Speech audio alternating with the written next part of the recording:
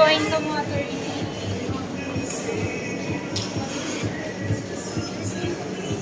Ladies and gentlemen, let us all witness the ribbon cutting of the first Provincial Environmental Awareness and Climate Change Consciousness Week week-long exhibit. At the count of 3, 1, 2, 3.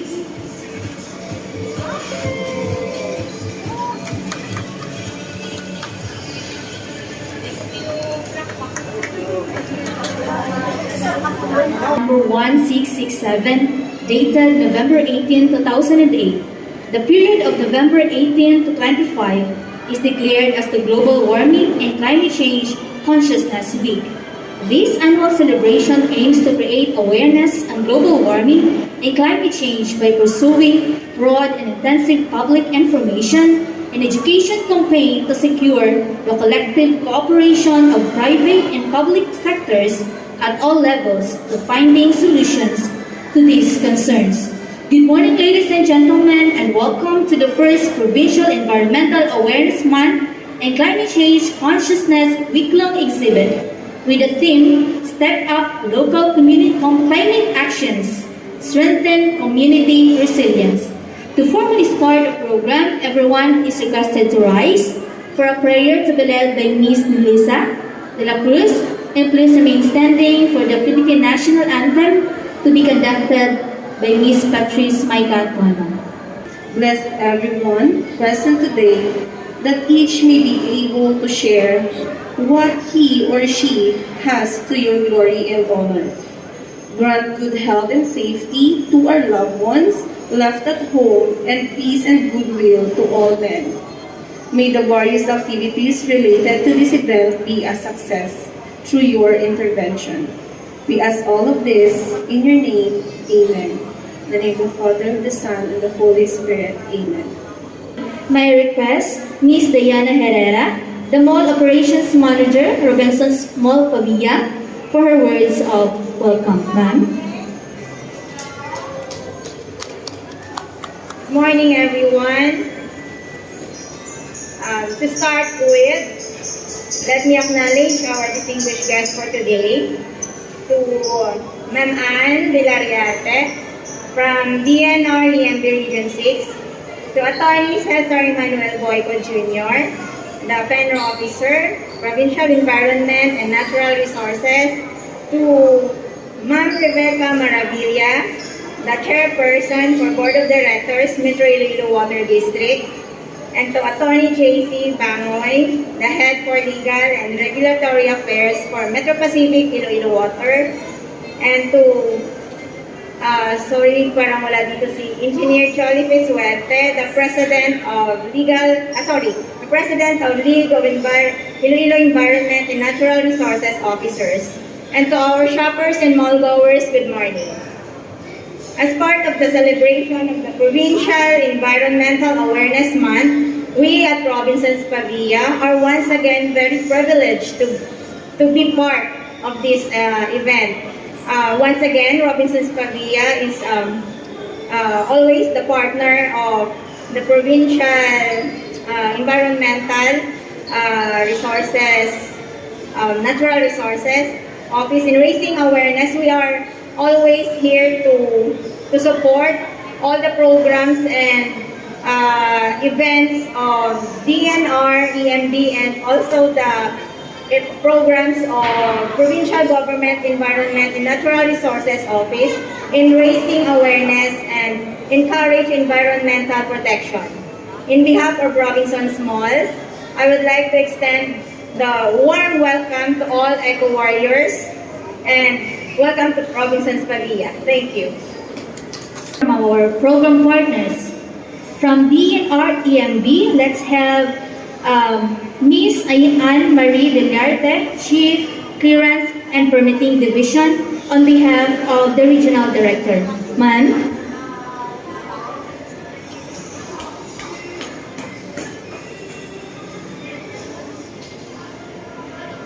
Ms. Diana Herrera of Manager of Mall Operations of Robinsons, Ma'am Rebecca Marivilla, Chairperson, Board of Directors, Metro Iloilo Water District, Attorney JC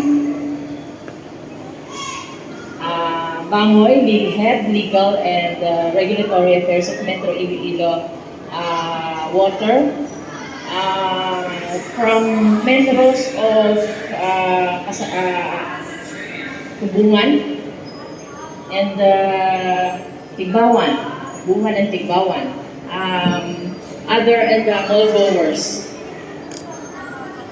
One of the mandates of Environmental Management Bureau circles around the growing concern of climate change.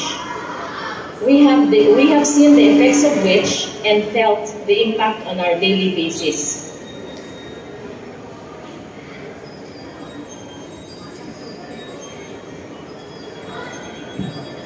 As one of the governing offices of the forefront on climate change combat, platforms such as this exhibit takes people to necessary heights to further understand how real and how vital this fight is. We commend Iloilo Provincial Government along with the partners, Ben Ross and Robinsons, and also Metro Iloilo Water, who take the role heads on and heads up. We need the environmental political leaders, the youth and private sector and its residents. The Environmental Management Bureau is one with everyone and all the participants in making a stand and initiating awareness programs such as this on a matter. Together with these organizations, we take pride in taking actions. So, mayong aga, and I hope this will continue. We have been partners together with for this National Environment Awareness Month. We have started with e-waste and now this on our program on climate change. So, mayong aga sa tanan. Much, ma'am. Thank you so much for your continued support from the beginning.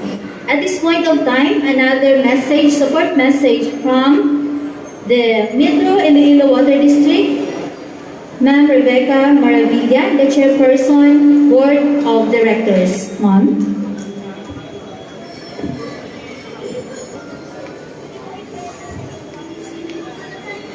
Mayong aga to everyone. I wish there was a bigger group here this morning because what we are doing here is a vital thing to all of us, to each and every one of us. And I hope that this will somehow sink to our children. So I will not mention everybody because everybody here I know is here because of the same reason that we are here. So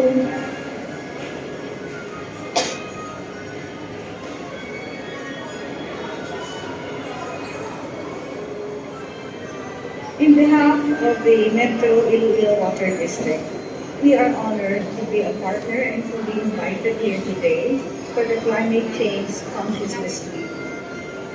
And here at the opening of the exhibit, I see some LGUs from a couple of towns. I hope there were more. And I guess officials and persons who are very interested and curious and want to learn more about climate change. What is climate change? And why do we hear about it constantly? We read about it, but do we fully comprehend it? Unfortunately, small, underdeveloped countries like the Philippines are usually hard hit by climate change. Seems unfair really, because most of this is brought about by huge countries like the United States and other countries. But then it's us, the small countries, who are mostly affected by it. This is the reason why the typhoons that hit us yearly get stronger and stronger. And we are devastated at the aftermath of every typhoon, like the recent Typhoon 5. We talk about climate change when the overwhelming heat causes big losses to our farmers, and how polluted our rivers and our oceans have become. And sometimes we wonder how clean is the air that we breathe. And it goes on and on. Climate change has created havoc in our lives. Sometimes we don't really realize it, but it has. It has. We only remember it when there are floods, when there are typhoons, when there are earthquakes. That's the only time we become really concerned about it. According to Siri, I quote, climate change describes global warming as the ongoing increase in global average temperature, and it affects the Earth's climate system. The current rise in global temperature is more rapid than previous changes and is primarily caused by humans burning fossil fuels. Can I repeat? It is primarily caused by humans burning fossil fuels. So apparently, we have brought it upon us. Humanity has brought climate change upon us. So who is to blame? Us. It will take centuries and billions of pesos and billions of dollars to fight climate change. But for now, what can we do about it? We have to learn how to adapt to climate change through several approaches. And I'm sure most of you are aware of this because you're in government, you're with DNR, you're with our environmental offices in government. But I really wonder if government does what it should do. I think government should do more. Should do more to educate our people. There are several approaches on how to adapt to climate change, like reforestation. We in MIWD, we do that with our JV partners. Pero kulang pa na. Civic clubs, they do it. School children, they do it. But still kulang pa na. I think it should be a massive reforestation. Massive. And we should select drought-resistant crops. You know, we should really help our farmers, our poor farmers. They have been suffering all these years. Agriculture has been suffering. And that will affect everybody. We should build seawalls against storm surges. And there should be habitat conservation and so on and so forth. We come together today for a cause worthy of our full individual attention to save our planet Earth. This awareness of climate change can unite all of us, and it is an honor to be part of this fight against climate change. MIWD will continuously support the provincial government of Iloilo and its similar causes with our joint venture partners, the Metro Pacific Iloilo Water and the Metro Iloilo Water Supply Corporation, which I'd like to tell you that this partnership has really done a lot of help to our area, to Iloilo and its province. And what we have learned from our joint venture partners is that together we can do the impossible for the sake of the environment and for the sake of humanity. So thank you so much. There's still a lot we need to talk about climate change. All of you here are much aware. You know more than I do. But I think we should really take this seriously. Really. I think people just talk about it, they talk about climate change. That's what we do. What do we do? Individually, what do we do? I think we should ask ourselves the question. So thank you so much for having us here today. Salamat po. Thank you. An encouraging message, and big thank you for always supporting the cause for the environment.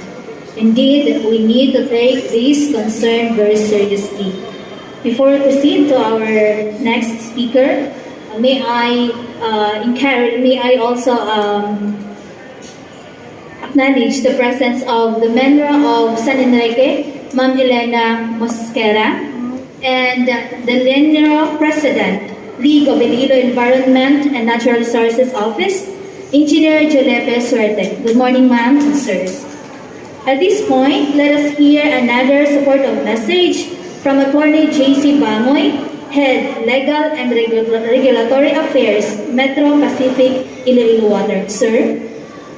I'd like to acknowledge Ma'am Anne-Marie Deliarte, Chairwoman Maravilla, Engineer Suerte, and Attorney Cesar Boyco, and a thank you to Ms. Diana Herrera for hosting this event. Good morning, everyone.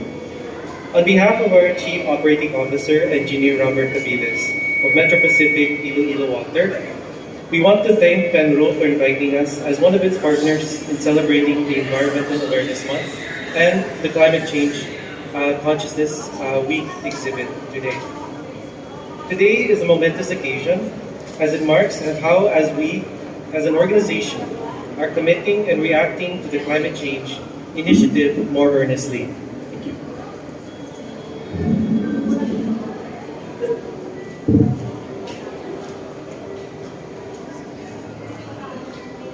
Water sources already are scarce, and climate change will reduce them further. It is therefore paramount that we plan for the long term. Thus, we at MPIW are taking steps to manage demand by driving water efficiency, to reducing leakages, behavioral change programs, and installing technologies such as district metering areas. While on our supply side, we are investing in the network of strategic pipelines to better join up our network and move water from areas of relative abundance to areas of deficit. As we navigate this challenging recovery from the pandemic, I hope for the furtherance of everyone's commitment, from government agencies to private sector partners and ordinary citizens, to be engaged fully and determined to steer our climate actions towards a greener and more sustainable future. On that note, I extend my sincerest congratulations and gratitude to PGENRO and all other contributors, stakeholders, and our partners. They dedicated their time and effort to put these various activities together, and I'm sure that many, including myself, are looking forward to seeing more collaborations and programs for environment in the future. So thank you all and good day. So on behalf of the League of Iloilo Environment and Natural Resources Offices, let's have Engineer Jolepe Suerte for his message of support. Engineer?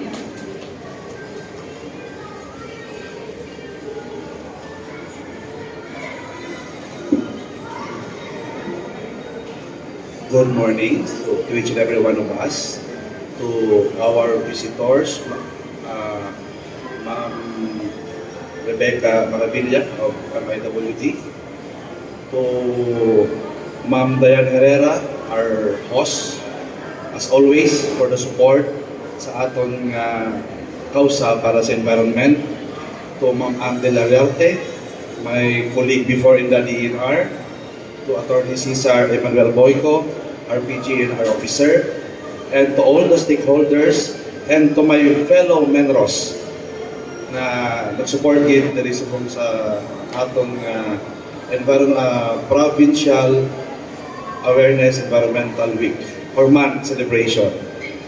Pasensya lang sa tuod lang, hangover pa ko. Alas 6 ko kaya nakapunta din sa Bagyo. Amo na nga daw galupad ko sa hangin, why pa ko tulog. But I'm very sorry. So today, as we celebrate the Climate Change Consciousness Week exhibit, and with the theme, Step Up Local Climate Change Action, Strengthening Community Resilience. So this activity is very important, especially to the League of Iloilo Environment and Natural Resources. Kung ako magtanaw, we are the frontliner for each municipality.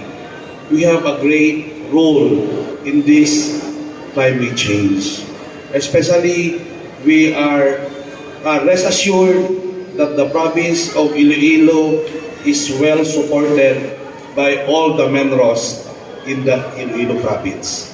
So with this, our action is very important, especially climate change is the major concern of our Mother Earth.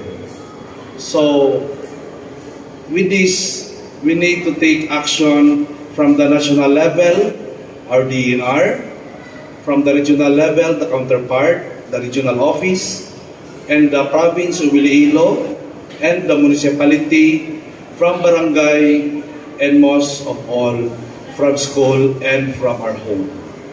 Why? It is very difficult to counter if we have no discipline in ourselves.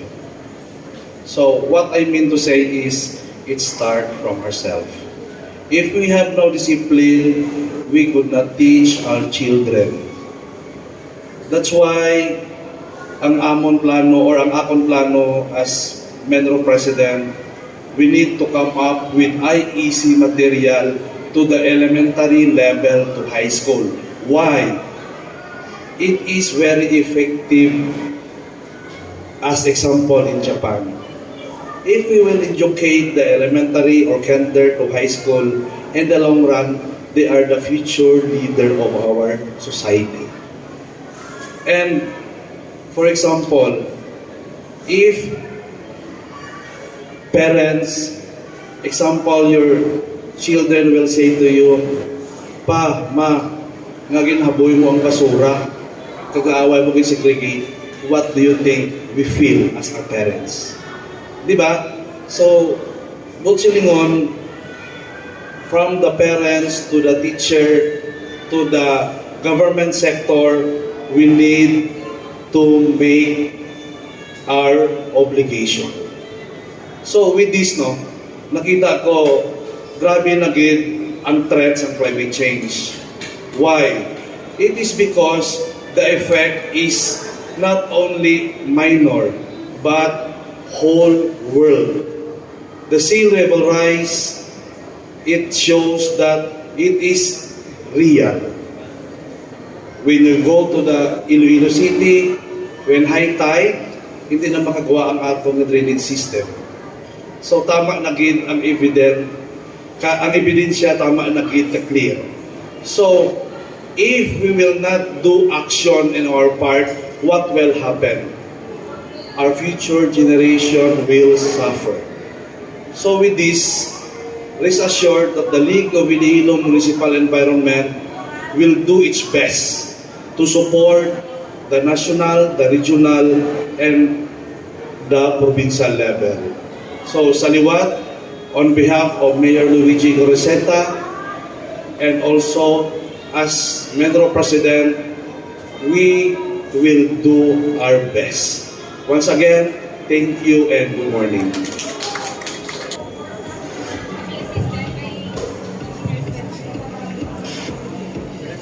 To be assisted by Engineer Juliette Suerte.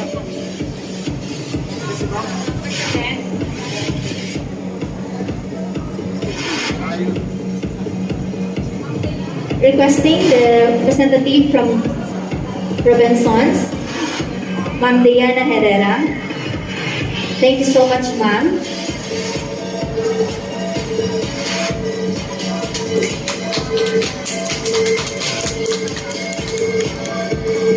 The same certificate is presented to DNR TMB Region 6.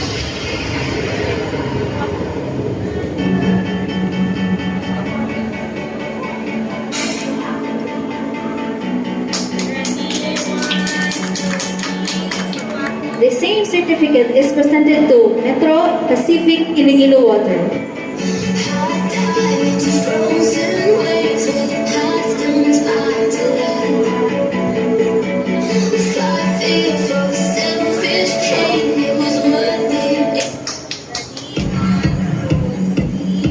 And presented also the certificate of appreciation to Metro Iloilo Water District.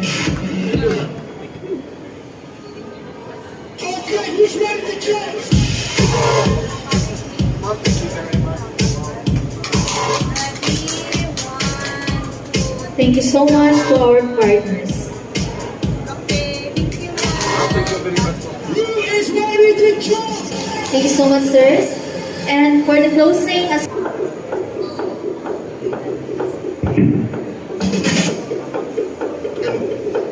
Yun. So, good morning again, everyone. Let me get my... To Ms. Liana, thank you very much for hosting us. To Ma'am Ann, for representing our good regional director. Chairwoman Ma'am Rebecca, thank you very much for gracing this event. Attorney JC, thank you also. Engineer Suerte, our ever supportive President of the League of Iloilo Environment and Natural Resources Officers. It's a group of an association of all the members. That's why we have the members of San Enrique, Tubungan, Tigbawan, and with a special representation of Sir Sansan for New Lucena. Alright. So thank you very much. No? To my staff, thank you very much for being here, being ever supportive.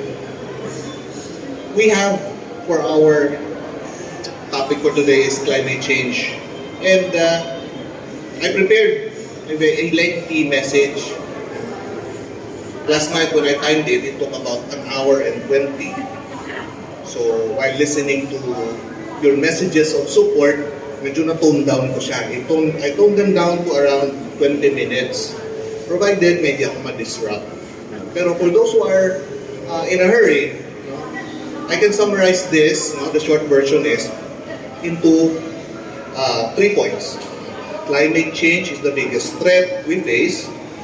If we don't tackle the consequences are grim.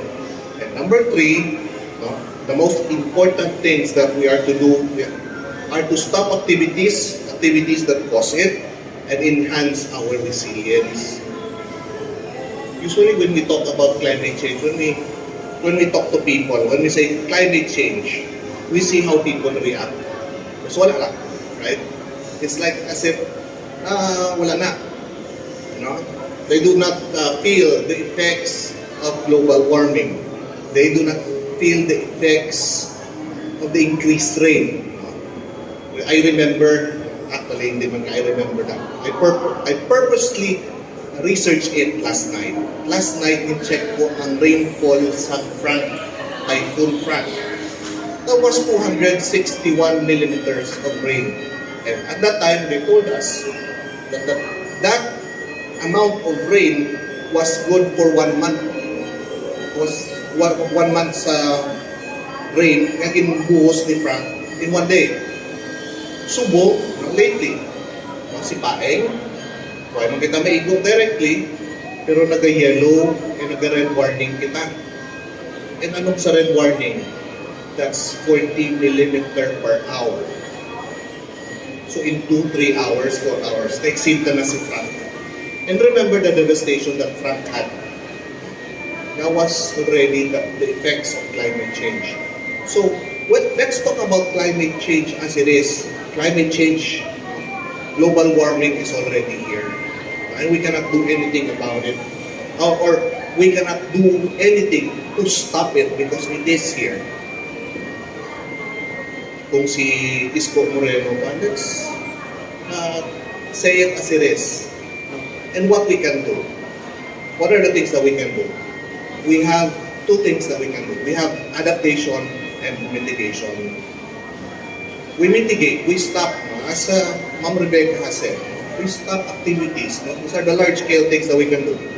We stop burning fossil fuels. We limit our activities that increase greenhouse effect. These are things that we can do to mitigate.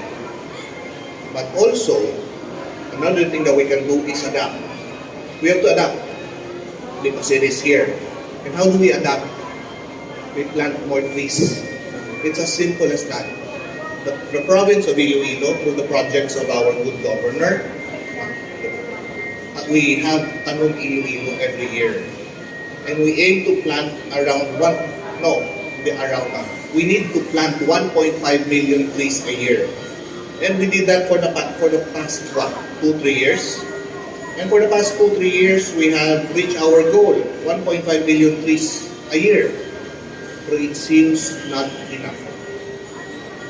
We cannot reduce the greenhouse effect, the footprint of that, with just that. Maybe we have to do more. And ano malang ang ato no brahon? We need to plant at least 1, 2, or 3 trees a year. Ilagin.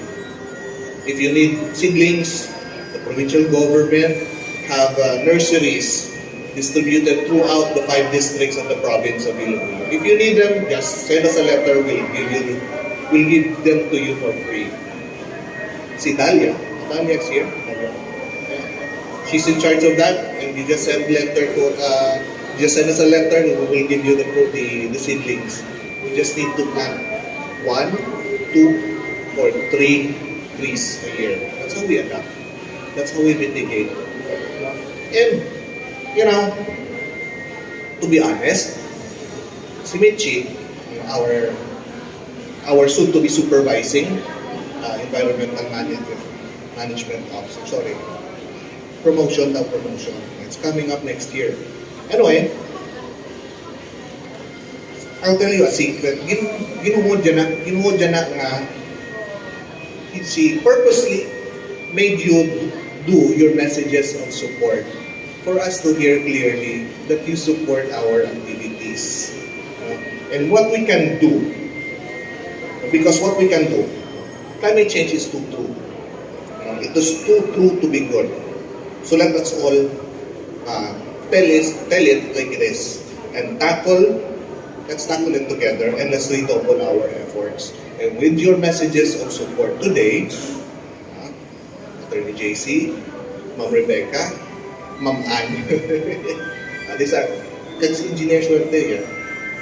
He held the Lienro bound. He bounded the Lienro to its word. And with your messages of support, also with Robinson's, with your messages of support, thank you very much because we will hold you to your words. But after all of that, what I can say is, thank you very much. Let's redouble our efforts. Climate change is real, and we have to do something about it so that we can mitigate it and we can adapt to it. So thank you very much for being here, and thank you for all of your support. Thank you. Thank you so much, Attorney. And that's the end of our short program. So, before we proceed to the viewing of exhibit, may we request our guests to have a picture taking before we proceed to attorney viewing sa exhibit. Requesting Attorney Ma'am Rebecca, representative from MPI and Metro Iloilo Water.